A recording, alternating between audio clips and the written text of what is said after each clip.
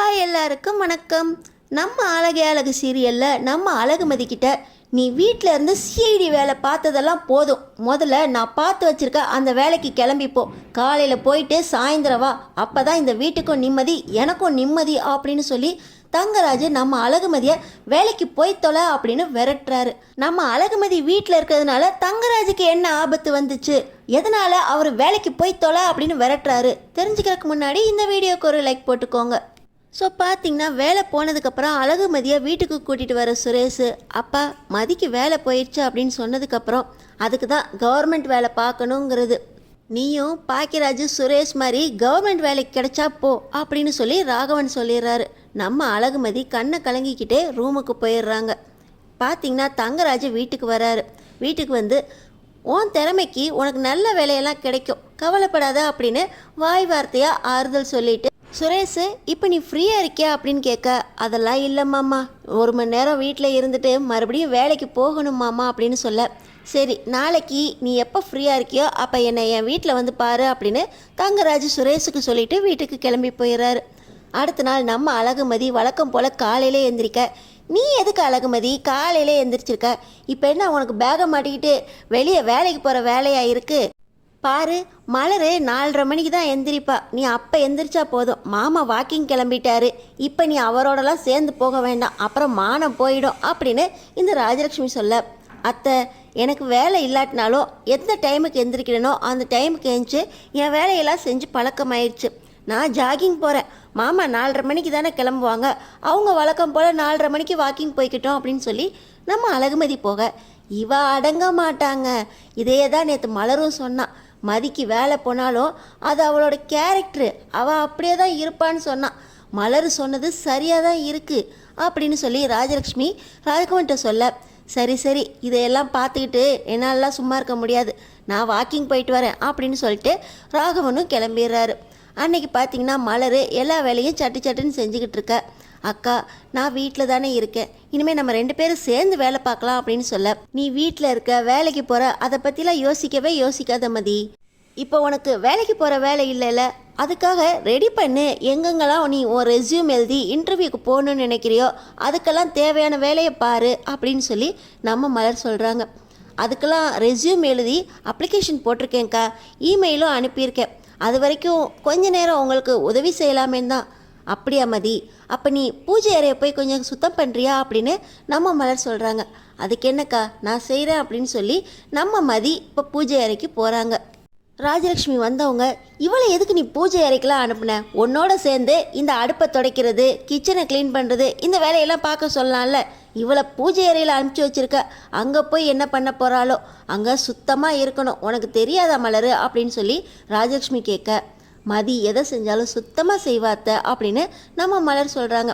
இந்த நேரத்தில் நம்ம மதி பார்த்திங்கன்னா சாமி படங்களெல்லாம் தொடச்சிக்கிட்டு இருக்கும்போது பக்கத்தில் இருந்த தின்னூர் கிண்ணம் வந்து கீழே விழுந்துருது. கீழே விழுந்த அந்த தின்னூர் கிணத்தை சுத்தம் செய்யலாம் அப்படின்னு அவங்க கீழே இருக்கிற தரையை தட்டி பார்க்கும்போது அங்கே பார்த்திங்கன்னா அந்த இடம் மட்டும் ரொம்ப போலாக இருக்கிற மாதிரி இருக்குது. நம்ம அழகுமதிக்கு சந்தேகம் வருது, இது என்ன பூஜை அறையில் இந்த இடம் மட்டும் ரொம்ப வீக்காக இருக்கா அப்படின்னு சொல்லி நம்ம அழகுமதி தின்னூரெல்லாம் சுத்தம் பண்ணிவிட்டு அந்த இடத்த துடைக்கும் போது திடீர்னு அந்த இடத்துல இருக்க பலகை மட்டும் லைட்டாக விலகுது.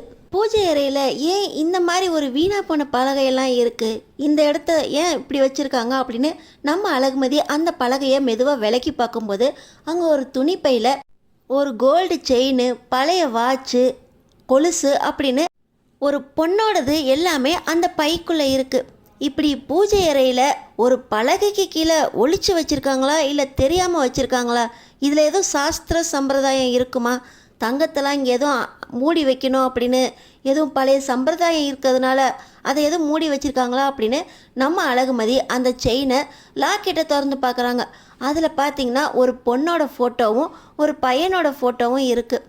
அத்தை பார்த்தா திட்டுவாங்களோ, இது பூஜை அறையில் இப்படி தங்கத்தை மூடி வச்சு அது மேலே சாமி படம் வைக்கணும்னு எதுவும் சம்பிரதாயம் இருக்குமோ அப்படின்னு நம்ம அழகுமதி யோசிச்சுக்கிட்டு இருக்கும்போது, ஏ மதி பூஜை அறையை சுத்தம் பண்ணியா இல்லையா, அங்கே எதையும் தட்டி விட்டுறாத, அப்புறம் வீட்டுக்கு ஆகாது அப்படின்னு ராஜலக்ஷ்மி சொல்கிறாங்க.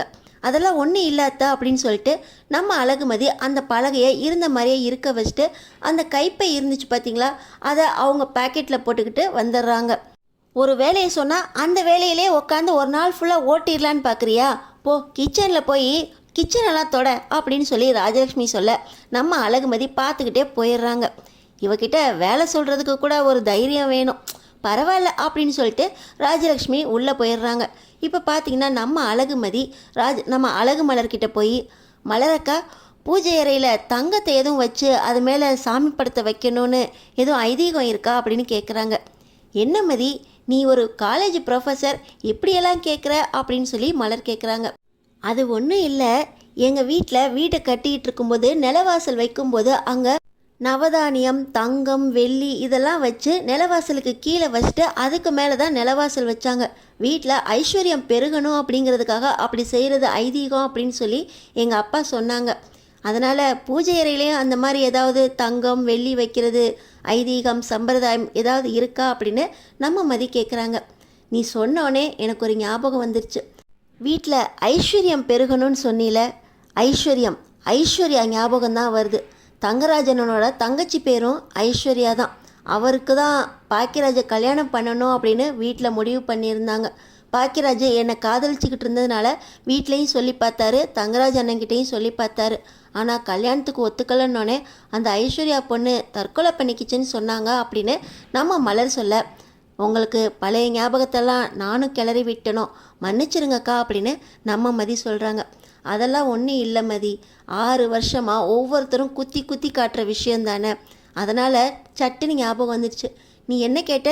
பூஜை அறையில் தங்கம் வெள்ளி இதெல்லாம் புதைச்சி வைப்பாங்களான்னு கேட்டியா? அப்படிலாம் ஒன்றும் இல்லை, நிலவாசலில் வைக்கிறது சம்பிரதாயம், அது எனக்கு தெரியும் அப்படின்னு நம்ம மலர் சொல்ல, நீங்கள் ஐஸ்வர்யாவை பார்த்துருக்கீங்களா அப்படின்னு நம்ம மதி கேட்குறாங்க. அவள் இறந்ததுக்கப்புறம்தான் நான் இந்த வீட்டுக்கு கல்யாணம் பண்ணி வந்துட்டேனே, அதனால் ஐஸ்வர்யாவை ஃபோட்டோவில் பார்த்துருக்கேன். எங்கள் வீட்டு ஃபோட்டோ ஆல்பத்தில் கூட ஐஸ்வர்யா ஃபோட்டோ இருக்கா அப்படின்னு சொல்லி நம்ம மலர் சொல்கிறாங்க. நான் ஐஸ்வர்யாவை பார்க்கலாமா அப்படின்னு நம்ம மதி கேட்க, நீ இந்த வீட்டில் தானே இருக்க போகிற, இந்த வீட்டோட மருமகனி, எல்லாத்தையும் நீயே தெரிஞ்சுக்கணும், வா நான் உனக்கு காட்டுறேன் அப்படின்னு சொல்லி நம்ம மலர் என்ன பண்ணுறாங்க, அவங்களோட பழைய ஆல்பம் வீட்டில் இருப்பாங்க பார்த்தீங்களா, அந்த ஆல்பத்தை எடுத்துகிட்டு வந்து அதில் ஐஸ்வர்யா முகம் எங்கே இருக்குன்னு தேடுறாங்க. பார்த்தீங்கன்னா தங்கராஜோட ஐஸ்வர்யா, அவங்க அப்பா அவங்க அம்மா அப்படின்னு எல்லாருமே குடும்பத்தோடு நிற்கிறாங்க.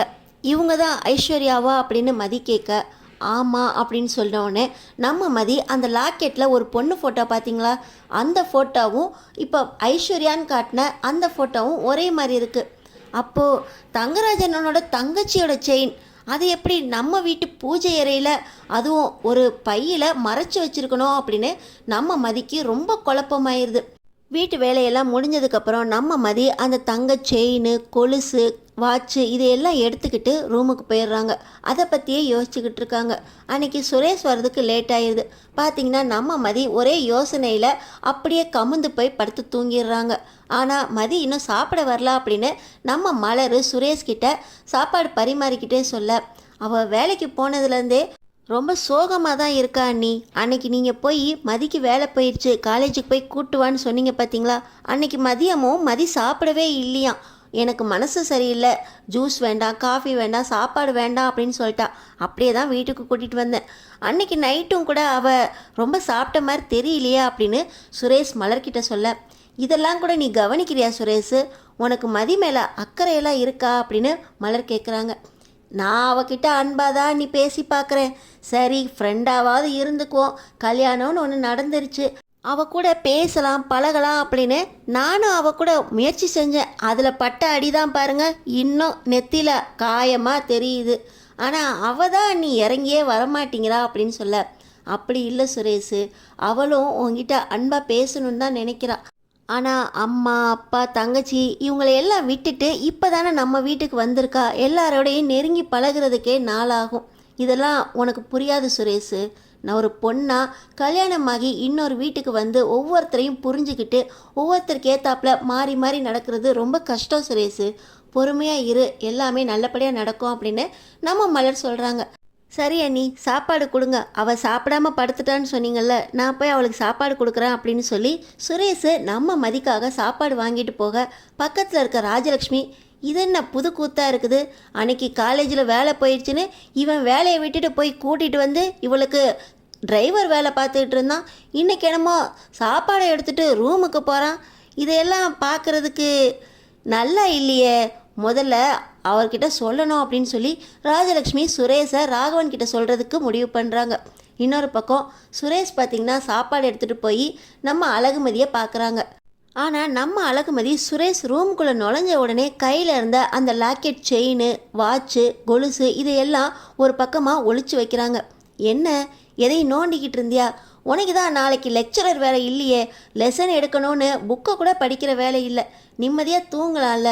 ரெஸ்யூமு, இமெயிலில் எல்லாத்துலேயுமே இன்டர்வியூக்கு போடு, உனக்கு வேலை கிடைக்கும் கண்டிப்பாக அப்படின்னு சுரேஷ் சொல்கிறாரு. தேங்க்ஸ் அப்படின்னு சொல்லிட்டு எதுக்கு சாப்பாடு ரூமுக்கு கொண்டு வந்தீங்க அப்படின்னு கேட்குறாங்க. உனக்கு விருப்பப்பட்டால் தானே நீ சாப்பிடுவ, நானே சாப்பிடுன்னு சொன்னாலும் வேண்டான்றுவ, ஏதாவது வாங்கி கொடுத்தாலும் உனக்கு பிடிக்காது, இந்த சமயத்தில் இதை சாப்பிட முடியாதுன்னு சொல்லிடுவேன். அண்ணி எடுத்து வச்சுருந்தாங்க, உனக்கான சாப்பாடு தானே, சரி கொடுப்போம் சாப்பிடட்டுமே அப்படின்னு தான் கொண்டு வந்தேன் அப்படின்னு சுரேஷ் சொல்கிறாரு. ஆனால் நம்ம அழகுமதி நான் சாப்பிட்றேன் அப்படின்னு சொல்லி அந்த சாப்பாடை வாங்கி சாப்பிட்டுட்டு தட்டை கொண்டு போய் உள்ளே போடுற அந்த நேரத்தில் நம்ம அழகுமதி மறைச்சி வச்சாங்க இல்லையா துணி பையை, அதை சுரேஷ் பார்த்துட்றாரு. நைட்டு இந்த நேரத்தில் இவ எதுக்கு இந்த செயின், வாட்சு, கொலுசு இதெல்லாம் நோண்டிக்கிட்டு இருக்கா, இதெல்லாம் இவளுதா அப்படின்னு சுரேஷ் யோசிச்சுக்கிட்டு இருக்கும்போது அந்த லாக்கெட்டை திறந்து பார்த்தா தங்கராஜ் மாமாவோட தங்கச்சி ஐஸ்வர்யாவோட ஃபோட்டோ இருக்குது. இது ஐஸ்வர்யா தானே, ஐஸ்வர்யாவோட செயினா இது? அப்போ இதெல்லாம் கூட ஐஸ்வர்யாவோடதா? இத்தனை வருஷம் ஆச்சு ஐஸ்வர்யா இறந்து போய், அவங்களோட செயின், கொலுசு இதெல்லாம் எப்படி மதி கையில் கிடச்சிச்சு? இதை தான் நான் உள்ளே வந்தோடனே மறைச்சி வச்சாலா அப்படின்னு சுரேஷுக்கும் சந்தேகம் வந்துடுது. நம்ம அழகுமதி சாப்பிட்ட தட்டெல்லாம் விலக்கி போட்டுட்டு இப்போ ரூமுக்கு வராங்க. இப்போ சுரேஷ் கையில் அந்த செயினெல்லாம் இருக்கிறத பார்த்த உடனே இதை யார் உங்களை எடுக்க சொன்னா அப்படின்னு வேகமாக சுரேஷ் கிட்டேருந்து வாங்க போக, என்னடி நான் ஒரு போலீஸ்காரன், என்கிட்டேருந்து நீ எதையும் மறைக்க முடியாது, இதெல்லாம் உனக்கு ஏது அப்படின்னு சொல்லி சுரேஷ் கேட்குறாரு. நம்ம அழகுமதி இது நம்ம வீட்டில் தான் கிடச்சிச்சு, ஆனால் நம்ம வீட்டுக்காரங்களோடது இல்லை அப்படின்னு சொல்லி நம்ம மதி சொல்கிறாங்க. தெரியும், இது தங்கராஜ் மாமாவோட தங்கச்சி ஐஸ்வர்யாவோடது, இது எப்படி இத்தனை வருஷத்துக்கு அப்புறம் நம்ம வீட்டில் கிடச்சிச்சின்னு சொல்கிற அப்படின்னு சுரேஷ் கேட்குறாரு. இன்றைக்கி பூஜை அறையை சுத்தம் பண்ணிக்கிட்டு இருக்கும்போது அங்கே கீழே யாரோ மரப்பலகைக்கு கீழே ஒளிச்சு வச்சுருந்தாங்க, நான் சுத்தம் பண்ணும்போது என் கைக்கு கிடச்சிச்சா அப்படின்னு நம்ம மதி சொல்கிறாங்க. என்னது, ஒளிச்சு வச்சுருந்தாங்களா? ஒளிச்சு வைக்கிற அளவுக்கு இதில் என்ன இருக்குது அப்படின்னு சொல்லி நம்ம சுரேஷ் பார்த்திங்கன்னா அந்த செயினையும் கொலுசையும் திரும்ப திரும்ப பார்த்துக்கிட்டு இருக்காரு. அந்த வாட்ச்சு ஓடாமல் இருக்குது, அதில் டேட்டு, டைமு, வருஷம், எல்லாமே காட்டிக்கிட்டு இருக்கு. பார்த்த உடனே சுரேஷுக்கு தூக்கி வாரி போட்டுருது. ஐஸ்வர்யா இறந்து போன அந்த நாள் தான் அந்த வாட்சில் ஓடாமல் நின்று போய் கிடக்கு. அந்த வாட்சோட கண்ணாடி உடஞ்சி போய் இருக்கு, டேட்டு, டைம் எல்லாமே ஒத்து வருது. ஐஸ்வர்யா இறந்த டேட்டு, டைம் அந்த நேரத்தில் தான் இந்த வாட்சு கீழே விழுந்து உடஞ்சிருக்கு, எல்லாமே கரெக்டாக காட்டிக்கிட்டு இருக்கும்போது அந்த டைமில் தான் இவங்க இதை ஒளிச்சு வச்சுருக்கணும். இதை ஒளிச்சு வைக்கிற அளவுக்கு என்ன நடந்துச்சு? அந்த பொண்ணு சூசைட் தானே பண்ணிக்கிச்சு, இதையெல்லாம் போலீஸ் ஏன் எடுத்துக்கலை? போலீஸ்க்கு ஆதாரமாக அவங்களுக்கு கிடைச்சிருக்காதா அப்படின்னு போலீஸ் மூளையை யூஸ் பண்ணி சுரேஷ் யோசிக்கிறாரு. இதையெல்லாம் நான் பார்த்துக்கிறேன், நீங்கள் நான் எடுத்ததை என்கிட்டே கொடுங்க அப்படின்னு சொல்ல, இதுக்கும் உனக்கு இனிமேல் எந்த சம்மந்தமும் இல்லை, இது விஷயத்தில் ஏதோ ரகசியம் இருக்குது, யாரோ நம்ம வீட்டில் இதை கொண்டு வந்து ஒளிச்சு வச்சுருக்காங்க அப்படின்னா ஐஸ்வர்யா இறந்தது தற்கொலையா கொலையா, இந்த கோணத்தில் நான் விசாரிக்க போகிறேன் அப்படின்னு சொல்லி சுரேஷ் சொல்கிறாரு. உங்களுக்கு எந்த உதவினாலும் நான் பண்ணுறேன் அப்படின்னு சொல்லி நம்ம அழகுமதி சொல்ல, ஆமாம் ஆமாம் இந்த மாதிரி வேலையெல்லாம் நீ நல்லா தானே பண்ணுவ, சிஐடி ஆச்சே, வீட்டில் சும்மா இருக்காமல் இந்த மாதிரி சிஐடி வேலையும் பார்க்க ஆரம்பிச்சிட்டியா அப்படின்னு சுரேஷ் சொல்கிறாரு. நான் பார்த்தது ஒன்றும் தப்பான வேலை இல்லையே, யாரோ ஐஸ்வர்யாவை கொலை பண்ணியிருக்காங்க அப்படின்னு நம்ம மதியை சொல்கிறாங்க. எனக்கும் அதுதான் சந்தேகமாக இருக்குது, ஐஸ்வர்யாவை கொலை பண்ணிவிட்டு தற்கொலைன்னு மாற்றிட்டாங்களா அப்படின்னு சொல்லி செயினோட லாக்கெட்டை இப்போ தான் சுரேஷ் பார்க்குறாரு. அதில் பார்த்திங்கன்னா நம்ம ஐஸ்வர்யா பக்கத்தில் இன்னொரு பையனோட ஃபோட்டோ இருக்குது. சுரேஷுக்கு ரொம்ப சந்தேகம் வருது, இந்த பையன் யார்? இந்த பையன் ஐஸ்வர்யா இறந்தப்ப அழுதுகிட்டு இருந்தானே, நான் பார்த்துருக்கேன் அப்படின்னு சொல்ல, இதை பற்றி நீங்கள் உங்கள் மாமாட்ட கேட்டிங்களா அப்படின்னு மதி கேட்குறாங்க. ஆமாம் நான் மாமாட்ட கேட்டேன், சொந்தக்கார பையன் அவன் அழுதுட்டுருக்கான் அப்படின்னு சொல்லி மாமா சொன்னார் அப்படின்னு சொல்ல, இதை எல்லாமே நான் தடயவியல் துறைக்கு ஒப்படைக்க போகிறேன், நீ அதனால் இந்த விஷயத்தை தலையிடாத, நீ எதை தொட்டியோ அதெல்லாம் என்கிட்ட சொல்ல அப்படின்னு சொல்ல, எல்லாத்தையும் தான் நானும் பார்த்தேன் அப்படின்னு மதி சொல்கிறாங்க. சரி இருக்கட்டும், ஓ ரேகை தவிர வேறு யாரோடதெல்லாம் இதில் இருக்குது அப்படின்னு நான் செக் பண்ணிக்கணும் அப்படின்னு சொல்லி சுரேஷ் போலீஸ்காரனா ஃபாரன்சிக் டிபார்ட்மெண்ட்டுக்கு கால் பண்ணி எனக்கு ஒரு சில விஷயங்கள் தெரியணும், ஆனால் இது நமக்குள்ளே இருக்கட்டும், என் நண்பன்கிற முறையில் இந்த உதவியை நீ செய்ய அப்படின்னு சொல்லி உதவி கேட்குறாரு. அங்கேயும் ஒத்துக்க. சுரேஷோட கண்ணில் ஒன்று படுது. இந்த செயினில் இன்னொரு பையன் இருக்கான், அதனால் ஒளிச்சு வச்சுருக்காங்க. வாட்சு உடஞ்சி போயிடுச்சு, ஒளிச்சு வச்சுருக்காங்க. இந்த கொலுசில் என்ன இருக்கும், இதையே ஒளிச்சு வச்சுருக்காங்க அப்படின்னு பார்க்கும்போது அதில் ரத்த கரை ஒட்டியிருக்கு. ஓ, அதனால தான் இந்த கொலுசையும் இவங்க மறைச்சி வச்சுருக்காங்களோ அப்படின்னு சுரேஷுக்கு ரொம்பவே சந்தேகமாக எல்லாத்தையும் மடித்து வச்சுக்கிட்டு நேராக ஃபாரன்சிக் டிபார்ட்மெண்ட்டுக்கே போயிடுறாரு.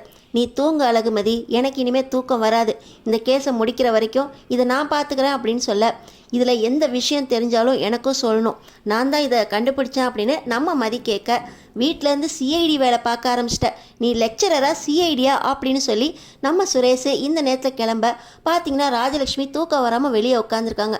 டேய் சுரேஷ், இந்த நேரத்தில் நீ ஏன்டா வெளியே போய்கிட்டு இருக்க, வேலை முடிஞ்சு இப்போ தாண்டா வந்து சாப்பிட்டா அப்படின்னு கேட்க, இல்லைம்மா எனக்கு இப்போ தான் மறுபடியும் வேலை ஆரம்பிச்சிருக்கு அப்படின்னு சொல்லி சுரேஷ் கிளம்பி போகிறாரு. நம்ம அழகுமதியும் வெளியே வர, ஓஹோ இவ தான் முழிச்சிருந்து உன்னை விரட்டி விட்டாளா அப்படின்னு சொல்ல, இல்லை அத்தை நான் விரட்டி விடலை நான் அப்படின்னு சொல்லி அவங்க இழுத்துக்கிட்டு இருக்கும்போது, போதும் போதும் போய் தூங்கு போ அப்படின்னு சொல்லி அமுச்சு வைக்கிறாங்க. பார்த்திங்கன்னா அடுத்த நாள் பார்த்திங்கன்னா சுரேஷ் அழகுமதி வீட்டில் இருந்து ஒரு முக்கியமான ஒரு கேஸை எனக்கு கண்டுபிடிச்சி கொடுத்துருக்கா, இந்த விஷயம் முடிகிற வரைக்கும் நான் அந்த வீட்டுக்கு வர்றது ரொம்ப லேட் ஆகும் அப்படின்னு அவங்க அப்பா கிட்ட சொல்லிக்கிட்டு இருக்க. ஓ, இவளால் ஒரே தொல்லையாக இருக்கா, இவள் வீட்டில் சிஐடி வேலையெல்லாம் பார்க்க ஆரம்பிச்சிட்டாளா, நீ முதல்ல வேலைக்கு கிளம்பிடியம்மா, கவர்மெண்ட் ஜாப் கிடைக்குதோ இல்லையோ நீ வேறு வேலைக்கு கூட ட்ரை பண்ண அப்படின்னு சொல்லி ராகவன் சொல்கிறாரு. அடுத்த நாள் தங்கராஜ் வீட்டுக்கு வராரு. வீட்டுக்கு வரவரோட கண்ணு ஃபுல்லாக பூஜை அறையை சுற்றி தான் இருக்குது. நம்ம அழகுமதியும் சுரேஷும் தங்கராஜ் அண்ணன் வீட்டில் இருக்கும்போது தங்கராஜ் அவங்க அம்மா கிட்ட பேசிக்கிட்டு இருக்கும்போது, உனக்கு கல்யாணம் ஆயிடுச்சு, 2 பிள்ளையும் பிறந்தாச்சு, நீ எதுக்குடா எப்போ பார்த்தாலும் உன் மாமனார் மாமியார் சுரேஷ் அப்படின்னு ஒவ்வொருத்தருக்கா ஓடிக்கிட்டே இருக்க, உன் வேலையை பார்க்க வேண்டியதாடா, அவங்களுக்கு பிரச்சனை இருந்தால் என்ன அப்படின்னு அவங்க அம்மா கேட்கும்போது தங்கராஜ் என்ன சொன்னார், ரேவதியோட குடும்பமும் என் குடும்பம் மாதிரி தான், சுரேஷ் ரொம்ப நல்லவன், அவனுக்கு செய்கிறதுக்கு நான் கடமைப்பட்டிருக்கேன், அதனால் அந்த குடும்பத்தையும் என் குடும்பமாக நான் பார்த்துக்குவேன் அப்படின்னு சொன்னது நம்ம அழகுமதிக்கு ஞாபகம் வருது. அவருக்கு ஏன் இவ்வளோ அக்கறை, அவரும் இந்த குடும்பத்தில் எதையாவது மறைக்கிறாரா, மறைச்சி வச்சுருக்காரா அப்படின்னு, இந்த செயின் வாட்சு இதுக்கும் அவருக்கும் எதுவும் சம்மந்தம் இருக்குமா அப்படின்னு நம்ம அழகுமதி யோசிக்கிறாங்க. இன்னொரு பக்கம் பார்த்திங்கன்னா சுரேஷ் தங்கராஜ் வீட்டுக்கு வந்திருக்காரு அப்படின்னு வீட்டுக்கு வராரு. வந்த நேரத்தில், என்னடா சுரேஷ் உன்னை வீட்டுக்கு வர சொல்லியிருந்தேன், வரவே இல்லையே அப்படின்னு கேட்க, மாமா அது வந்து உங்கள் தங்கச்சி செயின் வாட்சு கொலுசு இதெல்லாம் போட்டிருந்தாங்களே, அதையெல்லாம் உங்கள் தங்கச்சி இறந்தப்போ ஃபாரன்சிக் டிபார்ட்மெண்ட்லேருந்து கொண்டு போயிருந்தாங்களா, அதை திருப்பி கொடுத்துட்டாங்களா அப்படின்னு கேட்க, என்னடா இத்தனை வருஷத்துக்கு அப்புறம் நான் தான் எப்போ பார்த்தாலும் என் தங்கச்சியை பற்றி பேசிக்கிட்டு இருப்பேன், இந்த வீட்டில் யாருமே அதை பற்றி பேசினதில்லை, நீ எதுக்குடா கேட்குற, அதுவும் குறிப்பாக செயின் வாட்சு கொலுசுன்னு கேட்குறப்போ எனக்கு சந்தேகமாக இருக்குது, இந்த வீட்டில் யார் என்ன பண்ணீங்க அப்படின்னு தங்கராஜு சுரேஷோட சட்டையை பிடிக்க, மாமா நான் ஏதோ யதார்த்தமாக தான் மாமா கேட்டேன், அதுக்கு எதுக்கு மாமா என் சட்டையை பிடிக்கிறீங்க அப்படின்னு சுரேஷ் தங்கராஜ்கிட்ட கேட்க, சாரிடா அது ஒன்றும் இல்லை, நீ எதுக்கு அதை பற்றி திரும்ப கேட்ட அப்படின்னு தங்கராஜ் அப்படியே தலையை குனிஞ்சிக்கிட்டே கேட்க, நம்ம மதிக்கு தங்கராஜ் மேலே சந்தேகம் வருது. சுரேஷ் யார் கொலை செஞ்சது அப்படின்னு கண்டுபிடிப்பாரா, நம்ம அழகுமதி தங்கராஜோட ரகசியத்தை வெளியே கொண்டு வருவாங்களா, அடுத்தடுத்து என்ன நடக்க போகுதுன்னு தெரிஞ்சுக்கிறதுக்கு நம்ம சேனலை சப்ஸ்கிரைப் பண்ணி தொடர்ந்து பாருங்கள்.